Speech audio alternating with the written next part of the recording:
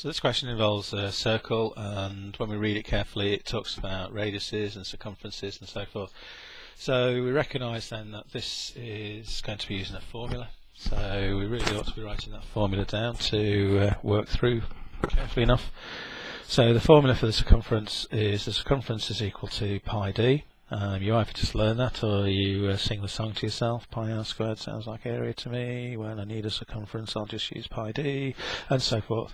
So we've got circumference equals pi d. We recognise this was the radius though, so we know that the diameter goes all the way through the centre from one side of the circumference to the opposite side.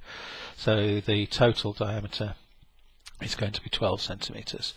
So we go through the process of pi circumference equals pi times 12, and because this is a calculator question, we're not going to leave it in terms of pi.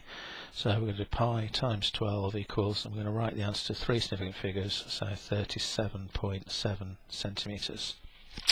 Okay, so on the calculator we've got 37.6991, but then we round sensibly. The next part of this question goes on and talks about cutting these out of a rectangular sheet of paper, or plastic, sorry, in this case, and it's telling us the dimensions of that plastic. Now, you can't simply just multiply those two, find the area of the plastic, and then divide it by this or the area of a circle, because you've got to remember that these circles will not fit perfectly together. So the best thing to do is just imagine yourself doing this in real. So you've got this thing that's a metre long, which is 100 centimetres. Because this was having a diameter of 12 centimetres, we work in centimetres. This has got a width of 50 centimetres. So if we imagine what's going on, we've got a circle being cut out. Well, that's 12. So literally we've got to think to ourselves, we've got to try and fit those as best as we can, so there's very little gap between them, and as close to the edge as we can, because we're trying to maximise this, because it says the greatest number. So we know that 4 12s are 48, so we're going to get 4 of those circle discs, CD discs down that side, so 4 discs that way.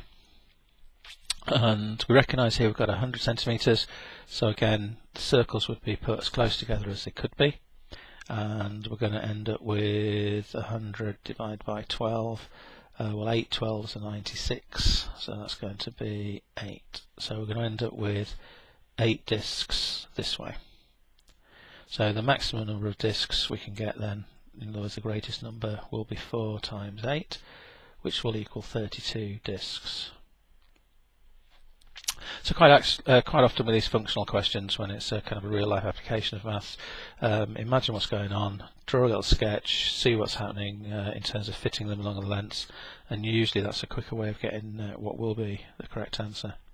Okay, so a quick reminder of working with circles and working out the circumference and working out with a functional question.